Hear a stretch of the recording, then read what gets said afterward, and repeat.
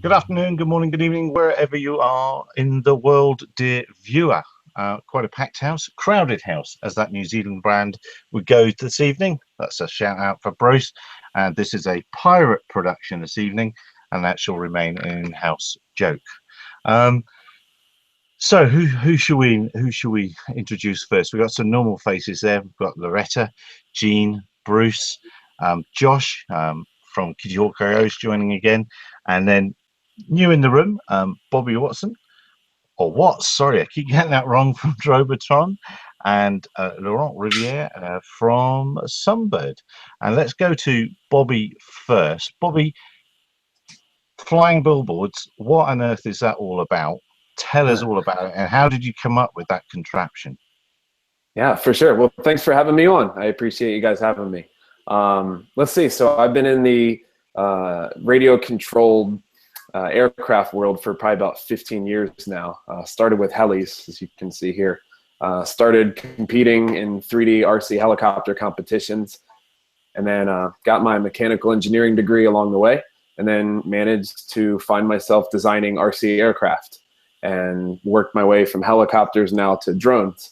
And spent about the last 10 years or so as a part-time gig, also flying in movies, for movies, TVs, commercials, the standard camera drones. And the crazy thing that I would always find is we would be filming, something really, really cool, and, maybe a new car from Dodge or a rocket ship or something really cool. And everyone would always be staring at the drone. And I was always amazed at how many people stop and watch a drone. No matter where you fly, no matter what you're flying, everyone always looks at a drone. And so it just hit me. I'm like, hey, this whole world revolves around advertising, which is kind of sad, but that's, it's the world we're in. And I just figured, hey, instead of having everyone look down at a monitor with the camera up there, why not just have the content in the air? And that's where it started. So we created a company called Robotron, and we're now getting ready to sell our first aircraft, which is the DL-1200. And we think it's going to be pretty revolutionary. So obviously we're looking at some sort of LED display or something like that. What resolution is that, and what does that mean when it's wrapped round? I presume it's all the way around the machine. Exactly. So the resolution, I can't say it's not exactly high definition per se, but when you look at it from, I believe it's 12 feet away, from at least 12 feet away, it's just as good as any outdoor LED billboard that you would see driving down the highway or something. And so we have it currently wrapping all the way around so that anyone within anybody can see it. It's wrapped around fully 360. And you can see it total, bright skies, and at night it's killer. It's awesome. And it's a standard LED that you can kind of buy off the shelf right now, actually. So you can see some photos there. How are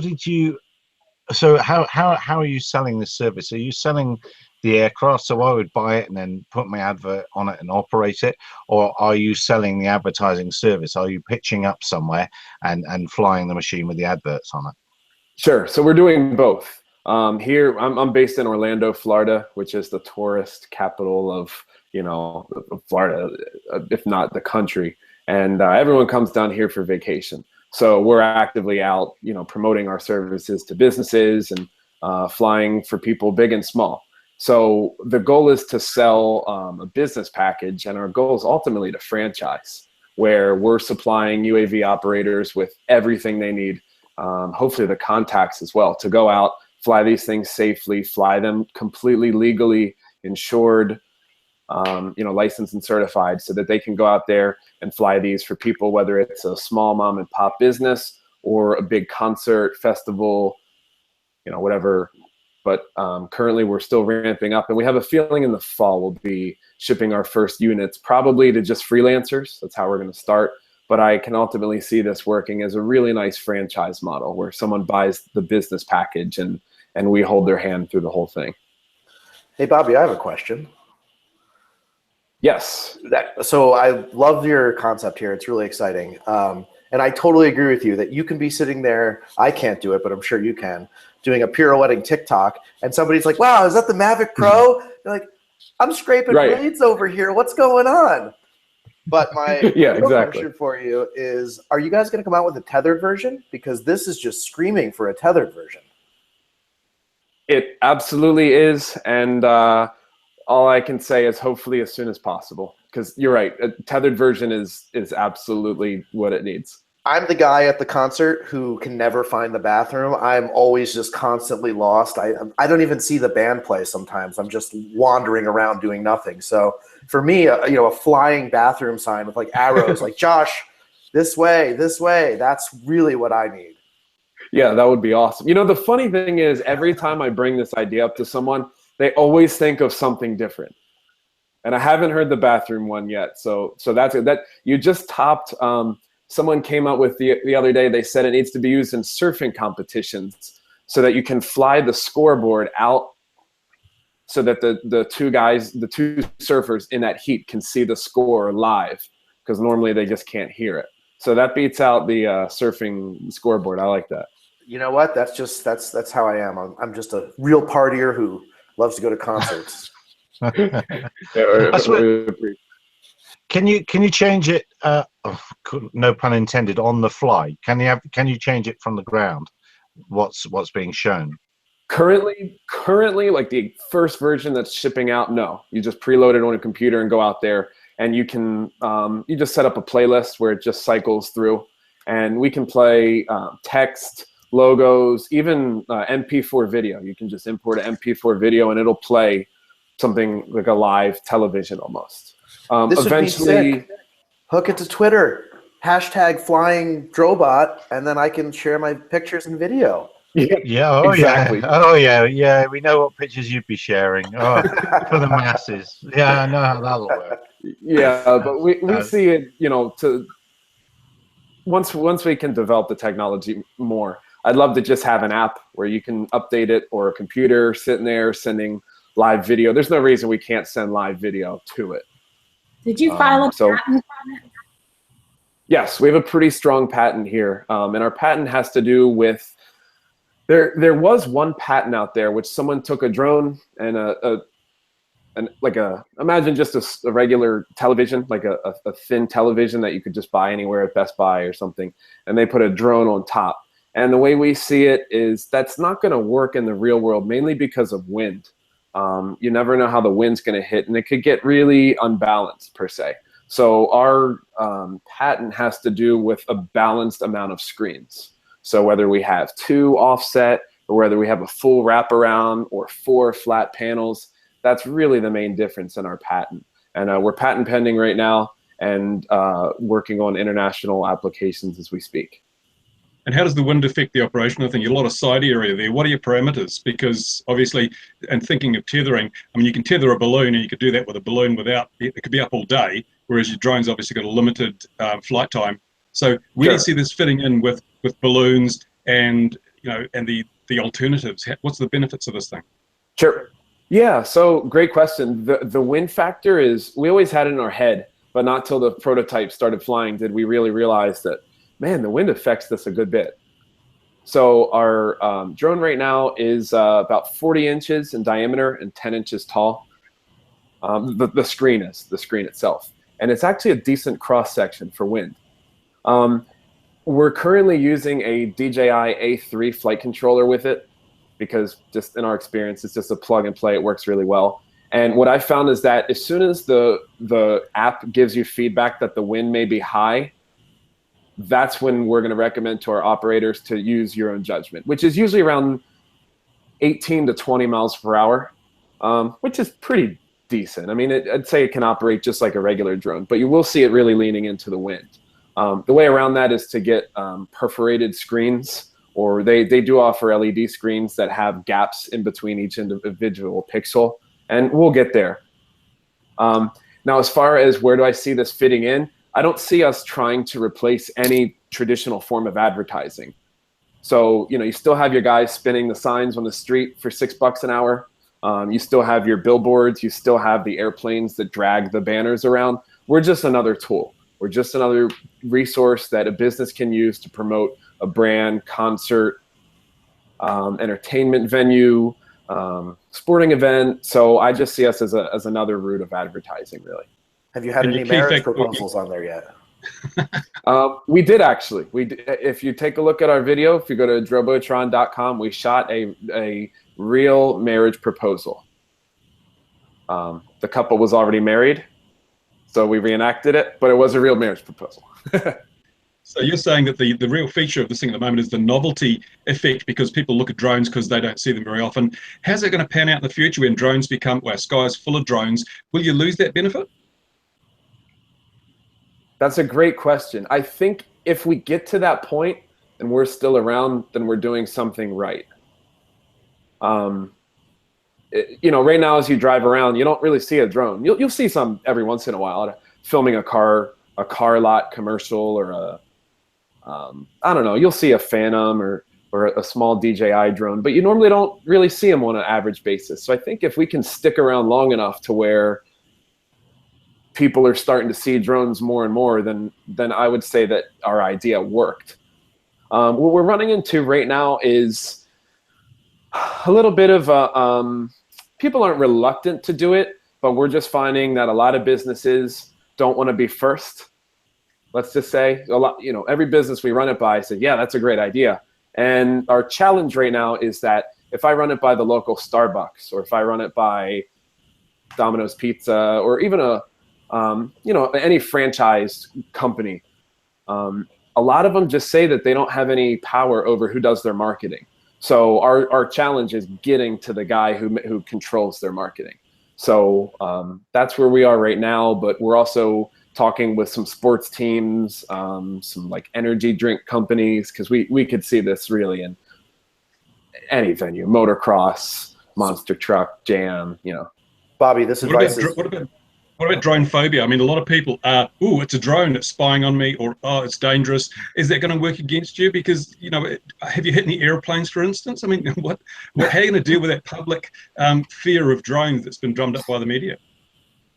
Yeah, it's hard. It's, you know, we ran a Facebook ad with our initial launch video, and the amount of negative comments to positive comments really outweighed it. But I mean, everybody's a tough guy on the internet, right? You know, people were asking where are the shotgun shells, and, you know, where can I buy some more ammo for this thing? And we can't get around it. So, you know, it doesn't help. The drone phobia really doesn't help. But the fact that we're up there promoting possibly a service or something that people will like, then, you know, you can imagine if we brought this to London for everyone's favorite football team, then everybody would be pretty psyched to see this thing, you know? So it's really, it's hard. I think that's going to be pretty hard to break through into like the pop culture. But I think once we can get through, then hopefully we'll stick around for a little while. Hey, Bobby, so do you pass out waivers for flying over crowds when you purchase a DL1200? Well, that's a great point. We've actually applied for them currently, and we're looking into ways to make our aircraft safer, and so that we can get that certification. So in order to fly over crowds, we need to have something similar to a parachute or a way to protect the propeller. So we're looking into these kinds of things right now.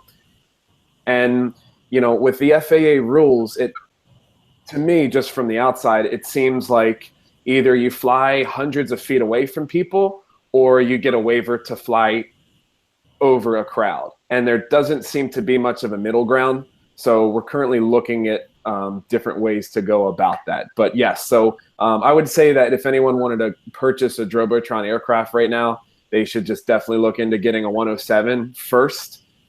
And then on top of that, you're going to need a night waiver, and most likely a flying over a crowd waiver. So we're working with the FAA to try to get that as smoothly as possible. What about flying indoors? Are you doing that? Have you tested it indoors? We've tested it in gymnasiums, and that's the best. There's no wind. That's kind of the best. The aircraft weighs about 30 pounds, so it does put off some decent wind. It puts off some decent air around it. This is our first model. It's kind of a bigger model that we wanted to mainly use outside. but I could definitely see us scaling down to something more like a Phantom size, where you'd have to be closer to see it. But I can definitely see this being utilized indoors, definitely.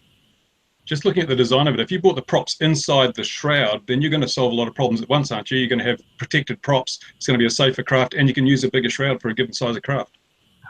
Sure. That was the initial goal, actually. So I'm the designer of the aircraft, and we ran into a problem of a function of the weight of the panels to the diameter. And so what happened was, if I wanted, this current aircraft uses a 17-inch propeller.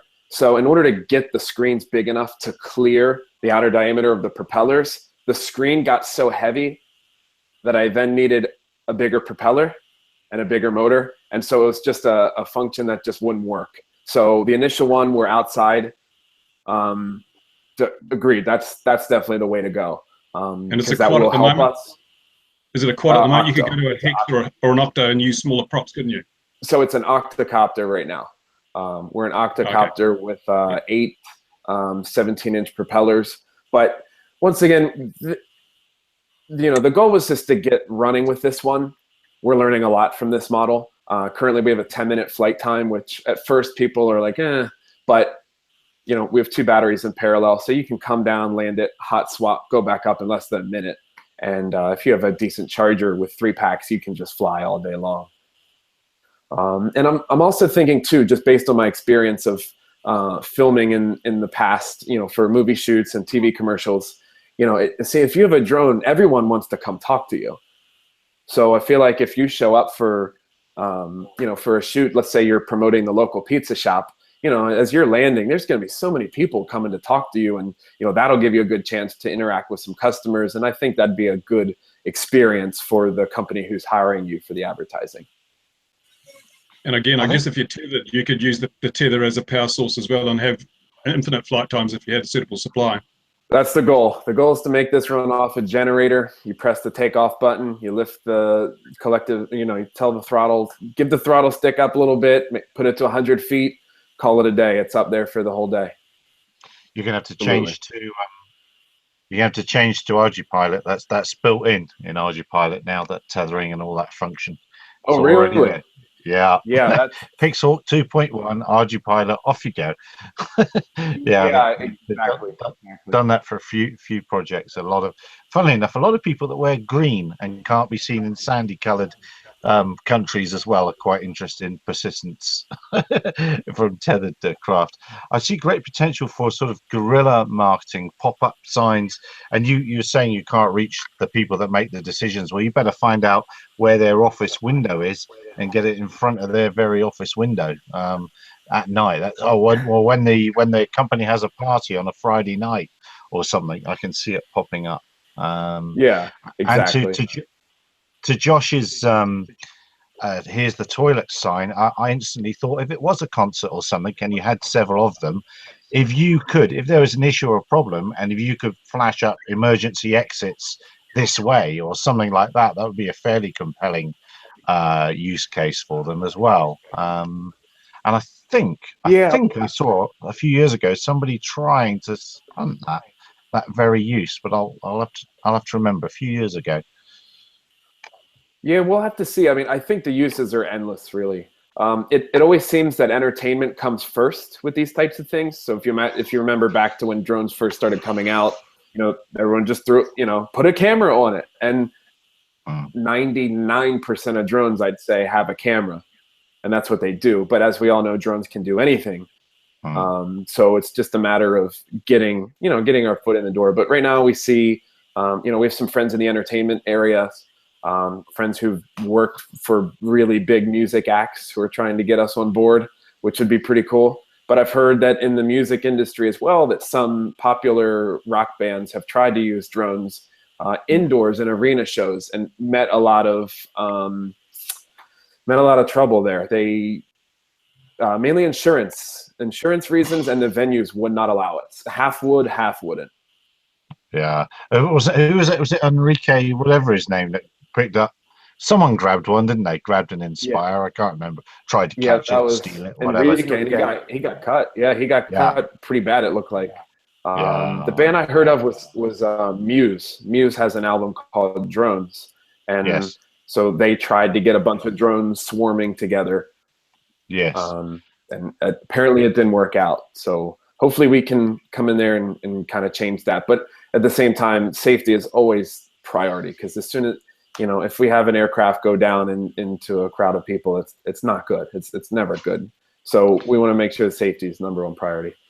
Yeah, I know that's subpar, isn't it? Now, look, I know you're a busy man and you've got other meetings today, and I don't mean to cut you off in your prime, and you're welcome to keep chatting with us if you wish. The nonsense will prevail. Yeah. But I'd like to slide along now to Laurent Riviere, somewhere in France, and I just really, really mashed up pronouncing his name there. Good evening to you, Laurent. I hope you're well, and maybe you can tell us about your solar assisted gliders, and you've just recently signed a distribution deal with an Asian company. Maybe you can go into that a little bit for us. Yeah, exactly. So we are a company based in Toulouse, in the south of France, and we design solar powered UAVs for huge territories exploration.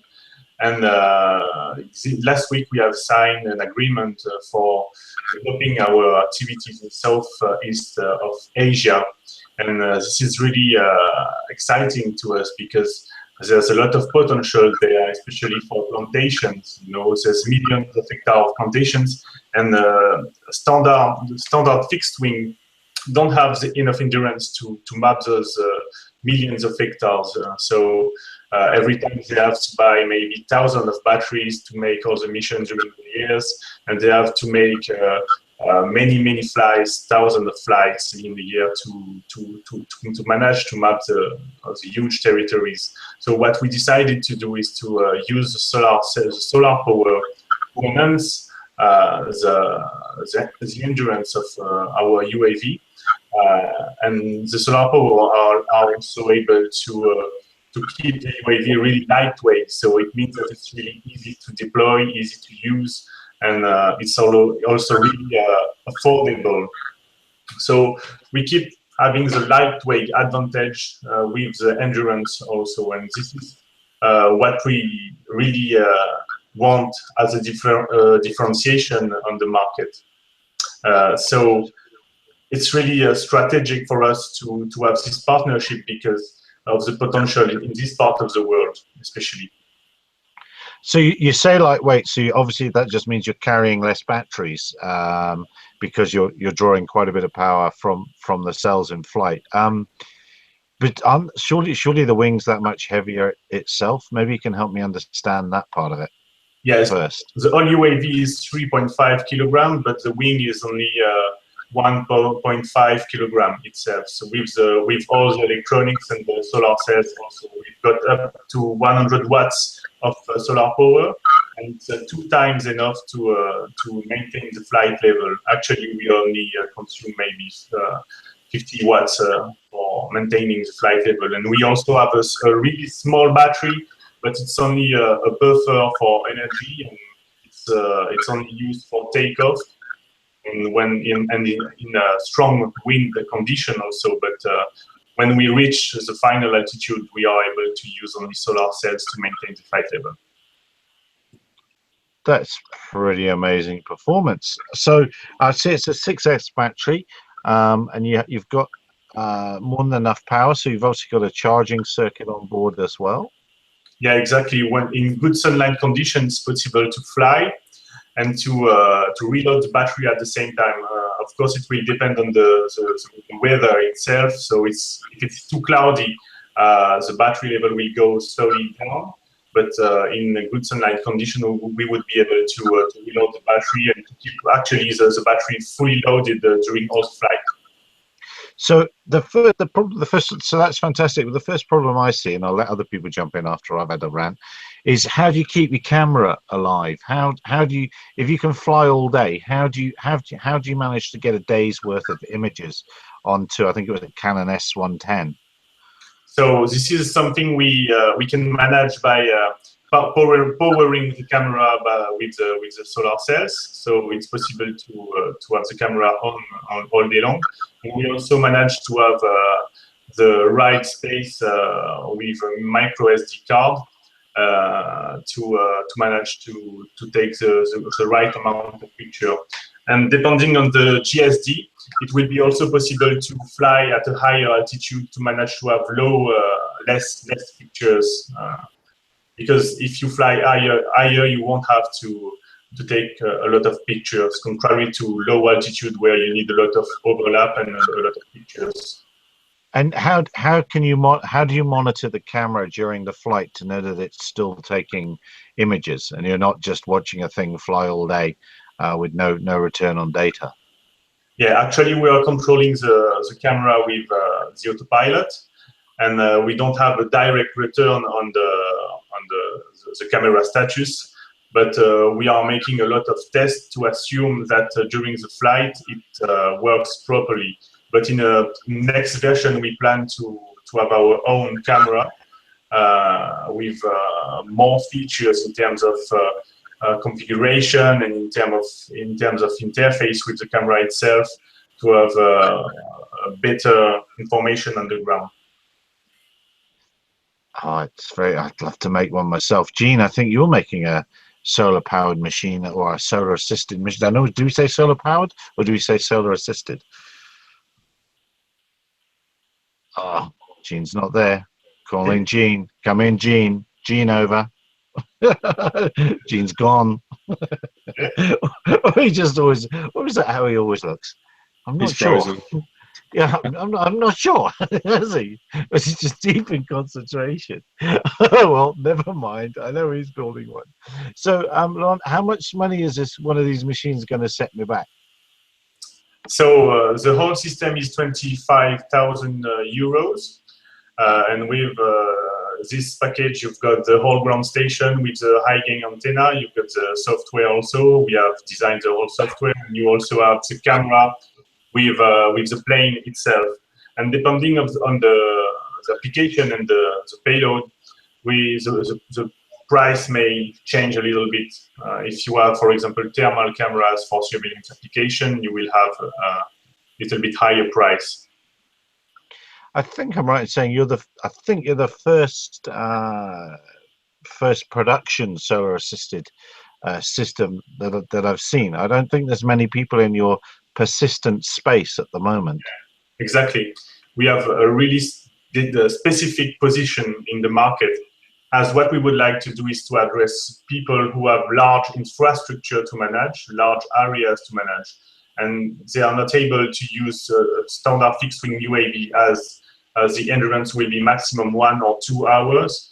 And when you've got thousands of hectares to manage every day, they absolutely need to have endurance. But at the same time, they don't have the budget to pay for huge UAVs using fuel and with a price of maybe 200,000 euros or dollars. And so we are able to offer the endurance at the same time, the lightness of a UAV, and the easy to use aspect is really also really important. What autopilot are you using? The autopilot is based on Pixel, but we have made our own firmware and our own ground station also. Okay. Yeah, it's a really famous one.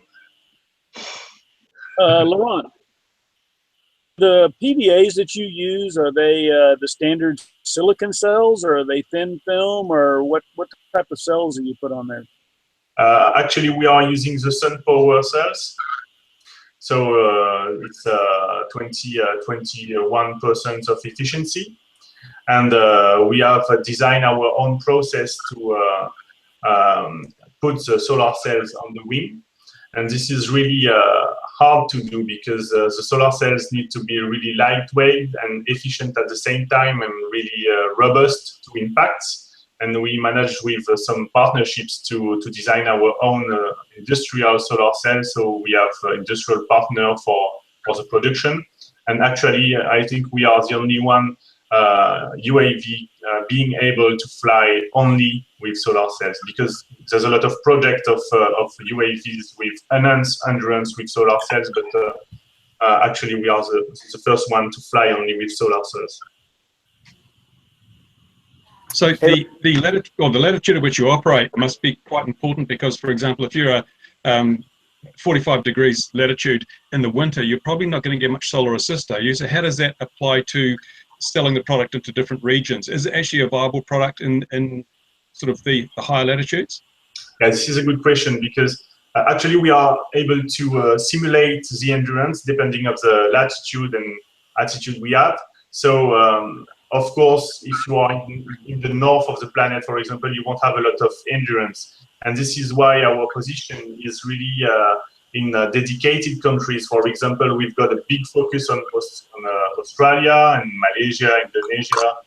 This is places where you've got sun basically all year long. So we don't want to go everywhere in the world. We just want to go in parts of the world where the potential of the drone is really high, and where spaces are really huge also. So there's a big need for monitoring huge territories. And how are you coping with the issue of beyond visual line of sight? Most countries don't allow to get special waivers or exemptions. Is that going to be an impediment to your operation? Yeah, exactly. This is a really big issue, of course, for our market. But what we try to do is to first go into countries where beyond line of sight can be possible with some arrangement with the regulation. We have the chance to be in France, where beyond line of sight flights has been allowed by the regulation. It's still quite heavy procedures, but we can do beyond line of sight flights for experimentation and for tests. We also know that Australia is quite mature also for beyond line of sight, and this is especially why we would like to go to this country because of regulations. And if you take, for example, livestock, the livestock application in Australia, you've got typical farmers may have 10,000 kilometers square of farm, and this is really huge. And if they've got their own farm, they can use this UAV just on their farm without too much authorization. Let's say it will be much easier for them, because there's absolutely no one. It's really far from cities, so the regulation will be much flexible for those kind of applications. Yeah, it's a really good point. They do have some really sensible regulations. I think it's up to I want to say 23 kilos if it's your own land or land that you control. So it's a big number anyway. Maybe let's say it's less than 20, but it's much heavier than your machine, and they would go well here as well. But unfortunately, our regulations, it's not going to be happening soon in South Africa, Botswana, Zimbabwe. I think Malawi it might happen, but the regulator's going to stand in the way, and anyone that tells you otherwise is fibbing. So it's have you sold? Perhaps that's a rude question, isn't it? But that's me. I'm rude. Have you sold many? Yeah, we start to sell the first unit this year, and we also start to sign the first partnerships a little bit everywhere in the world. But the thing is that if we want to sell much more, we need to make a lot of roadshow and demonstration, because the thing is that it's the first solar UAV in the world, and so we need to the final customer needs to be sure that it works as expected. They need to be sure that it's a real innovation, because as it's the first one, they are not sure. So we need to build trust with our final customer. And this is what we are doing this year by making some partnerships for more road shows and for showing the performance of the UAVs. I know down here, a very good friend of mine's a surveyor, and his cutoff line for using an aircraft as against unmanned aircraft, it's 8,000 hectares. As soon as the job goes over 8,000 hectares, it's time to call an aeroplane in his mind. And your machine could plod back and forth doing those jobs very nicely for him. I think we probably need to have a chat afterwards. We'll chat later. But I can definitely see uses for it here. We've got huge acreages of stuff.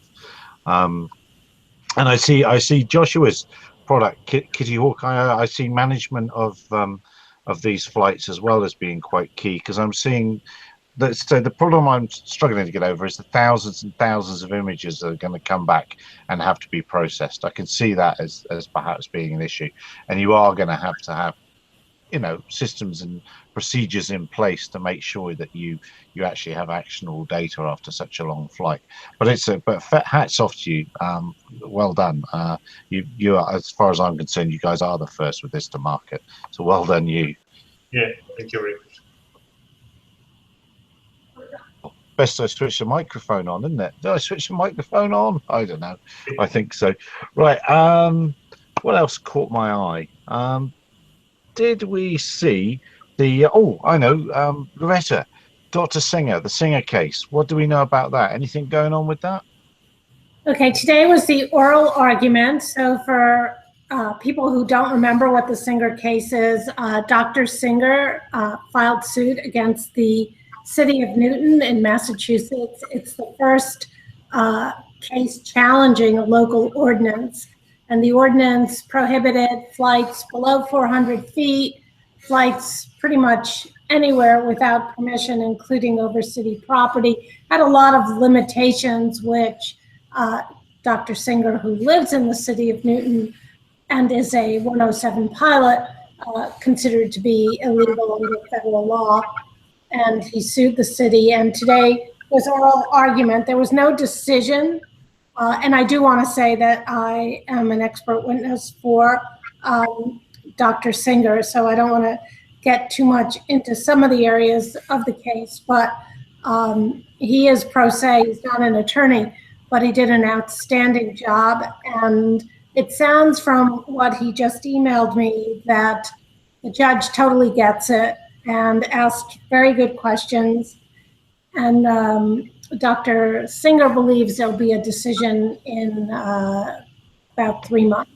But I would definitely recommend that you have Dr. Singer on the show. He's, I think he's really quite an impressive person. He's an inventor. He has like 52 patents. Well, no, we'll definitely do that and hear what he has to say. So why is it going to take 3 months now? Why are they going to be kicking that round for the summer? They've got to go on holiday or something? Why will it take so long? Well, sometimes it doesn't. We all didn't expect a decision in the Taylor case, but it was so cut and dry that the judges issued a decision much sooner than we thought. So, sometimes you think it's going to be 3 months and the judge does it much faster. So it depends, they have a lot of cases and, so it could be sooner.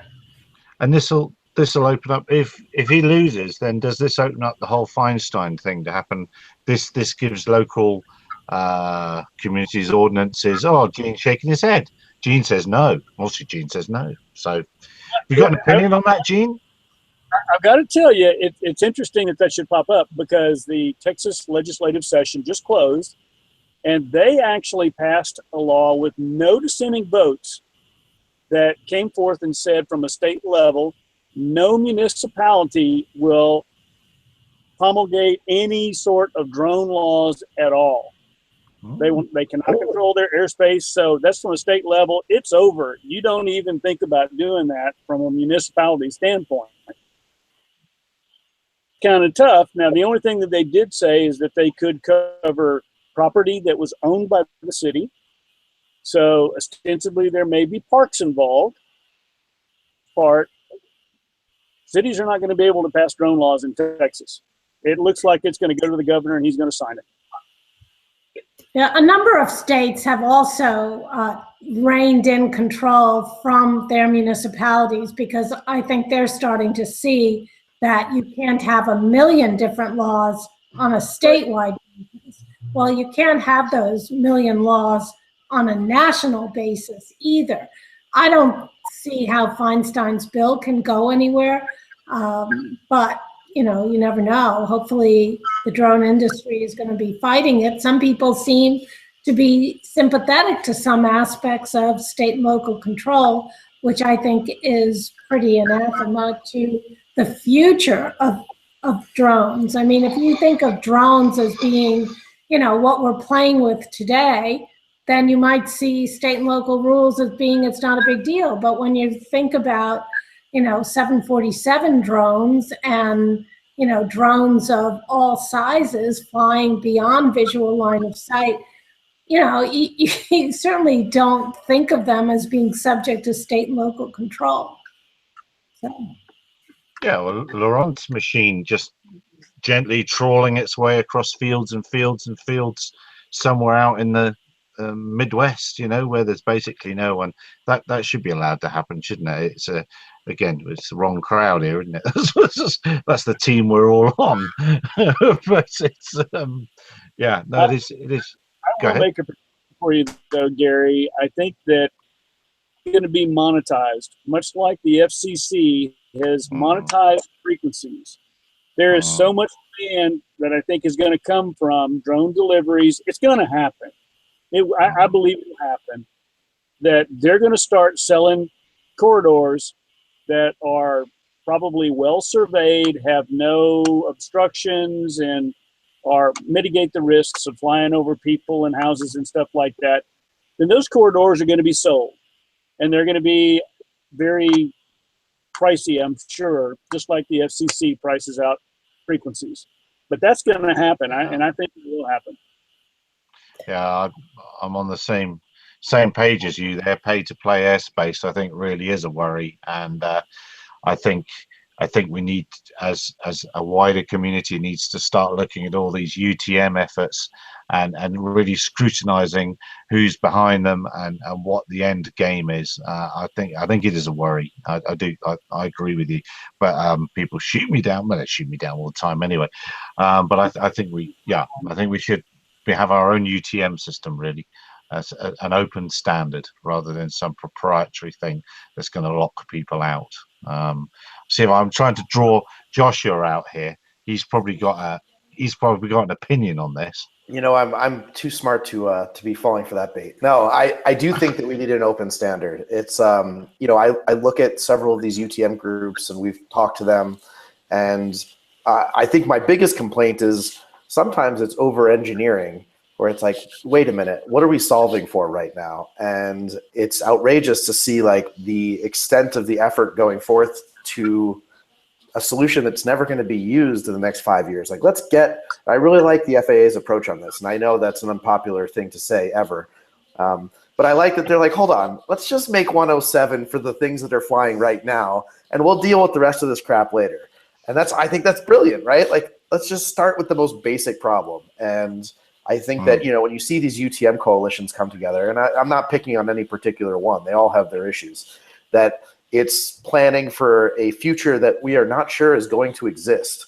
And moreover, especially in America, the privatized UTM solutions are all subject to regulation. So it's like, great, we've made this phenomenal thing. It's huge. It works. Look at this framework. And then the regulation changes, and now all of that work is for nothing. Yeah, I saw a great little video of I'm sure the NASA one's great. I'm sure it's really, really good. But the control room they had was fantastic. They had loads and loads and loads and loads of monitors. And if you looked at all the monitors, like one of them was a segment of map over there in a country and this and that and the other. And I've realized if one was to set up any sort of UTM thing, the first thing to do is go to Best Buy and buy loads and loads of monitors, so that every time someone comes and takes a picture of whatever you're doing, there's loads and loads of monitors with things on them that is completely meaningless. So obviously I'm going to make a shopping list of things to get. But funny you mentioned that, Gary. With our new real flight system, we're going to have a big monitor of all the flights happening on the platform in the office, just for no other reason than because it looks so damn cool. Exactly, that's right. No, but what you really want is a hologram, so you can stand in the middle of all the traffic moving around. Come on, think big, think ahead. It's the UTMs worry me. People got to watch out for them, and pay to play is very much in people's minds, regardless of what they're putting out in the public at the moment. And almost sort of speaking to that pay to play, back to France, back to BV loss. I saw the what they call Dell Air Tech did the thing with communications over smartphones, and that's one group. cell phone providers are jumping over themselves to provide communication links for a fee for such things. But France, there we are. France definitely seems to be leading the way on with BVLOS and being acceptable to or agreeing with experimentation. Are your authority easy to deal with, or are they a nightmare? No.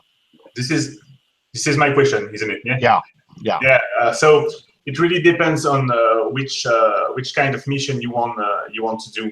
So in France, we've got 4 scenarios. So it means that, for example, for the first one, if you just want to make it fly to play, you won't have to deal a little bit with the regulation.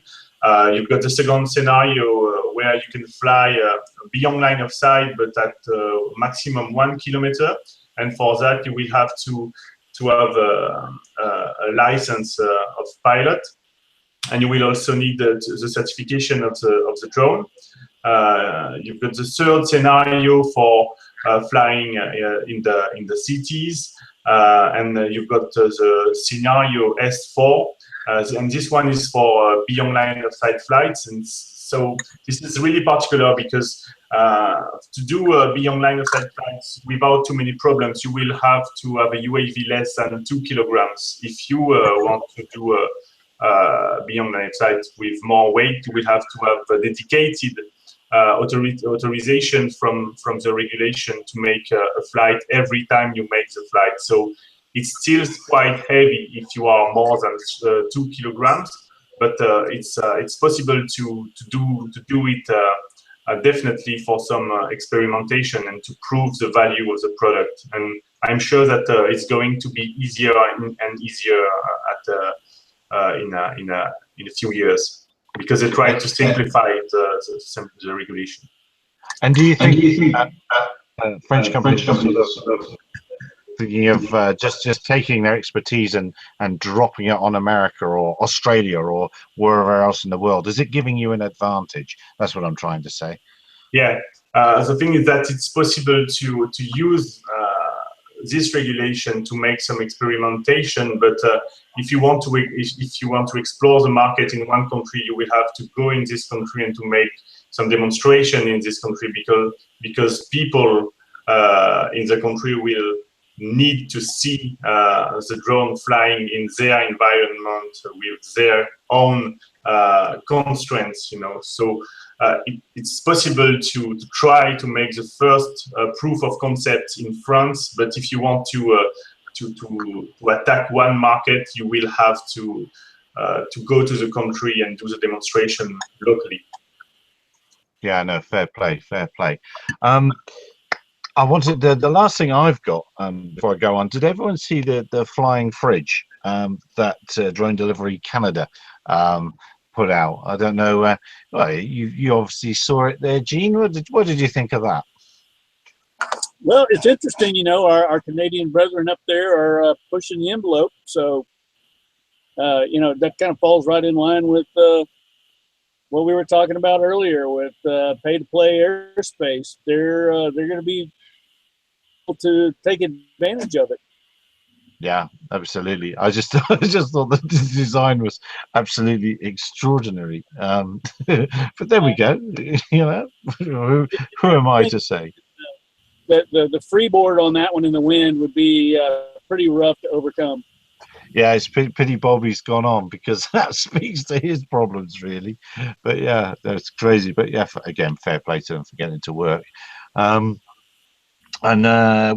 all right then. With that, that's all I have. Did anyone else see anything else that caught their eye in the news this week that they'd like to go through? Oh, go ahead, that man. All right. So yesterday we had a little incident down here in Mountain View, California. A operator accidentally put his drone into a high voltage power line in a restricted area and burned up not only the drone but the power line and knocked out power to 1,600 people.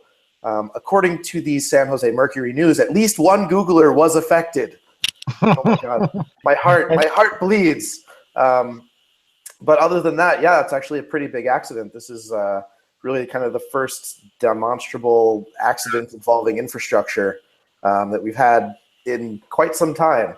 So this is definitely one you're going to hear about again, even though, you know, maybe there's people trying not to write about it, but it's pretty damning. I can't wait to see the pictures. I assume it's going to be a toasty Mavic or something like that. Well, yeah, we say that. We had the same thing here in New Zealand. In New Zealand here, we had a drone crash into some high tension lines, took out a huge amount of houses and things, and no one learnt from it because our local district council, our local government, one of the few places you can fly drones here is the park where the high tension lines pass through. So no one's learned. Loretta, you were going to say something there. I saw a picture online, and it looked more like a dead bird to me than a drone. I mean, I don't think that was the actual picture. I think that was somebody using some stock photography. That looked like a burned up lithium polymer battery pack to me. Not that I've ever had one go up on me. No one here would. No. I would never, and I would not even know anyone that would hit one with, say, a sledgehammer or anything like that. That sort of thing never happens. Never, ever, ever happens. Never. No, well, I thought it was a bit weird that the pictures weren't everywhere. And as you say, Loretta, that picture that we did see, I was going to ask you if you'd seen being. Actually, you know, Josh, you're the man on the scene. I would have expected you to have gone and walked up there, found it, and got us a picture. Yeah. Come on. You know what? The last thing I need to be seen is lurking around the scene of a drone accident. That's probably not my best look. but to me, it didn't look like, as you say, it looked like a burnt up lipo, and there was nothing left. Left.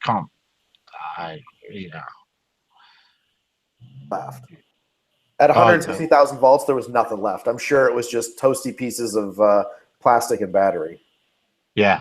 I'm quite surprised it managed to do so much damage. It's not the first one that's been caught in wires.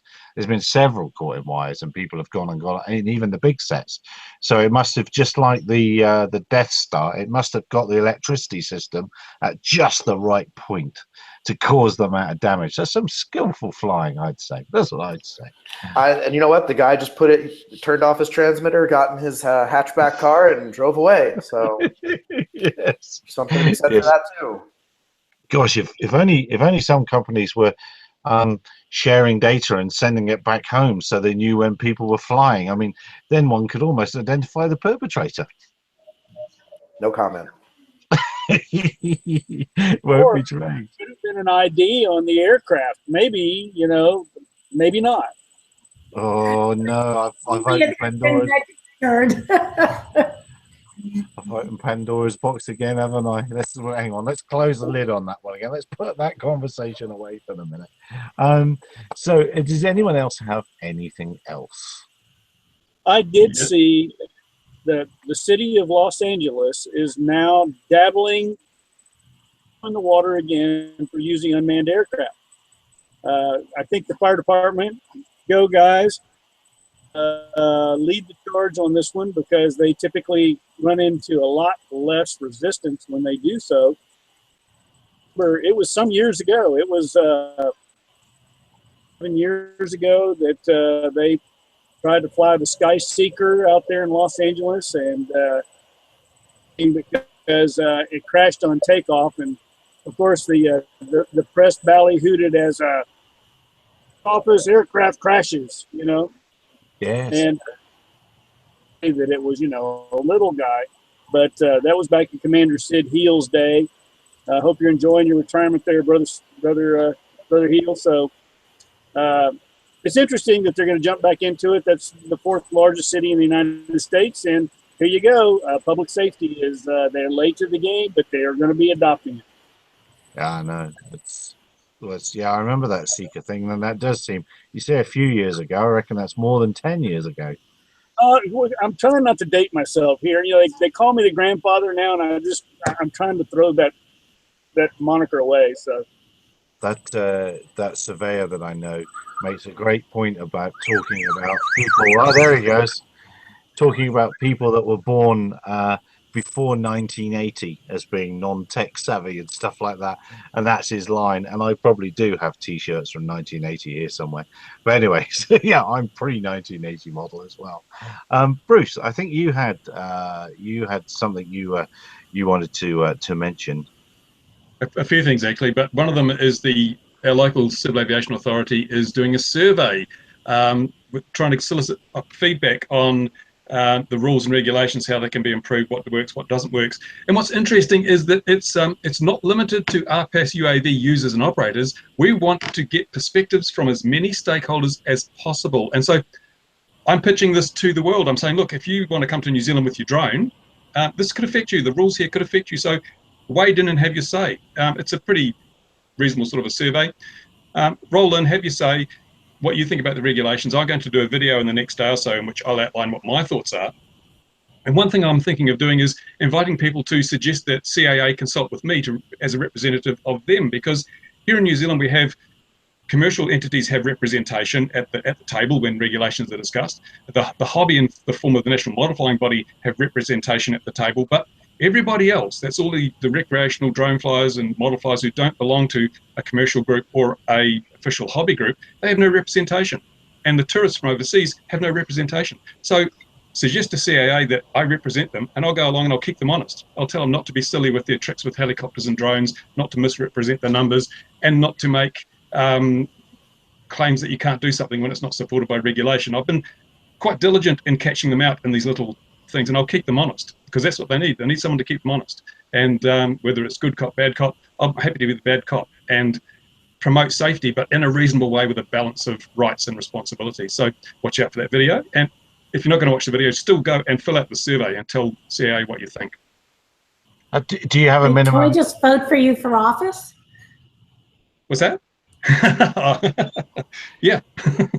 and Joshua's come up with a hashtag already. It's I believe in Bruce, or hashtag IBIB.